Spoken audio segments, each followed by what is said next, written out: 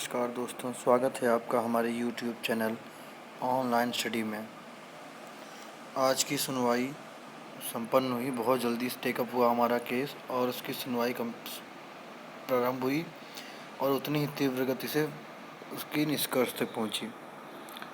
सरकारी अधिवक्ता ने कहा कि जो चयनित हैं, जो नियुक्ति पा चुके हैं, उनको नहीं छेड़ा जाए। हम 6800 अभ्यर्थियों को सुपर न्यूमेरिक पोस्ट क्रिएट करके इनको नियुक्ति दे देंगे। अब ये सुपर न्यूमेरिक पोस्ट क्या है?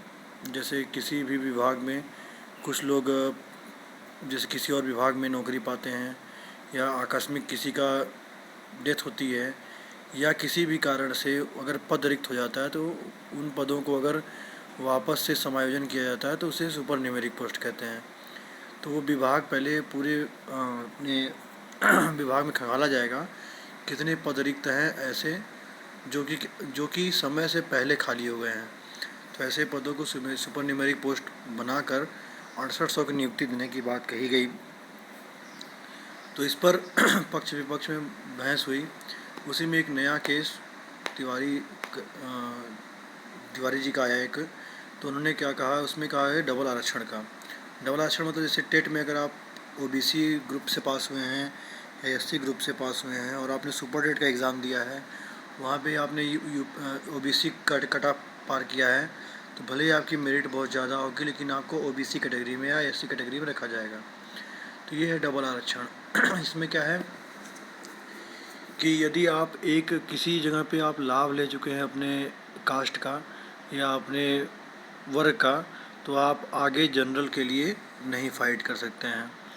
अब इसमें अगर ये देखा जाए कि टेट परीक्षा अगर आपकी पात्रता परीक्षा थी, लेकिन सुपर टेट के अंक क्योंकि भर्ती परीक्षा में सम्मिलित हुए हैं, और यदि आप सुपर टेट पास किए हैं अगर ओबीसी कैटेगरी से, जिसमें आप 97 नंबर नहीं, आप 90 नंबर पे पास हुए हैं, तो इसका मतलब आप जनरल कैटेगरी में पास ही नहीं हुए हैं, तो आप जनरल में नहीं जा सकते। इस डबल आरक्षण केस का यही मतलब है। अब आगे इस पर सुनवाई 13 अक्टूबर को डेट लगी हुई है। अब देखिए आगे क्या होता है, लेकिन जहाँ तक उम्मीद है कि 6800 की नियुक्ति बहुत जल्द हो जाएगी, क्योंकि जिस गति से 6800 अभ्यर्थी मेहनत कर रहे हैं और आगे बढ़ रहे हैं, तो दिखाई दे रहा है उनकी नियुक्ति हो जाएगी। लेकिन साथ साथ ये भी है कि जो चयनित हैं उनको नहीं छेड़ा जाएगा। और अगर ओबीसी वर्ग के अभ्यर्थी और अपने ओबीसी कहने का मतलब आरक्षित वर्ग जो भी हैं, ओबीसी एससी एसटी जो भी हैं, अगर आरक्षित वर्ग के अभ्यर्थी यदि अपनी नियुक्ति चाहते हैं तो वहाँ पे न छेड़ें, अपनी नियुक्ति पर ध्यान केंद्रित करें और आगे बढ़ें। पहले उनका लक्ष्य होना चाहिए उनकी नियुक्ति प्राप्त करना, फिर बाकी बातें होती रहती हैं। और अगर यदि आप नियुक्ति मिल जाएगी तो आप बेसिक परिवार का हिस्सा बनेंगे और अपनी नौकरी करेंगे। तो कौन कहाँ पे किस पद पे कार्यरत है उससे लेना देना छोड़कर आप अपने नियुक्ति पर फोकस करें कि बस सरकार किसी भी तरह से आपको नियुक्ति प्रदान कर दे, आप इस पर फोकस करिए।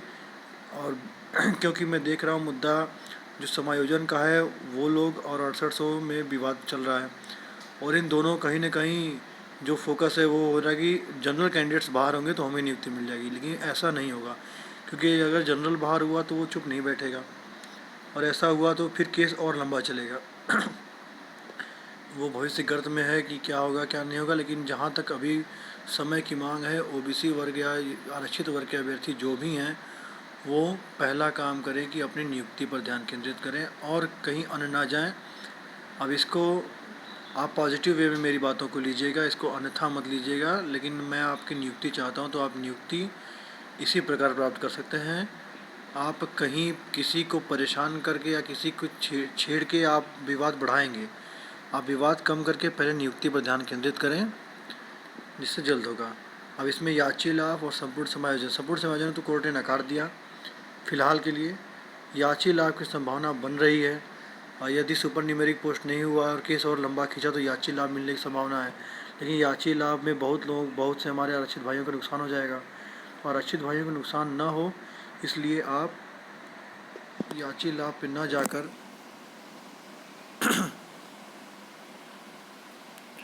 आप अपनी नियुक्ति पर ध्यान केंद्रित करें, जो कि 6800 लिस्ट में नियुक्ति आपको मिल जाए। धन्यवाद। हमारे चैनल को आप सब्सक्राइब करें, लाइक करें और शेयर करें। धन्यवाद।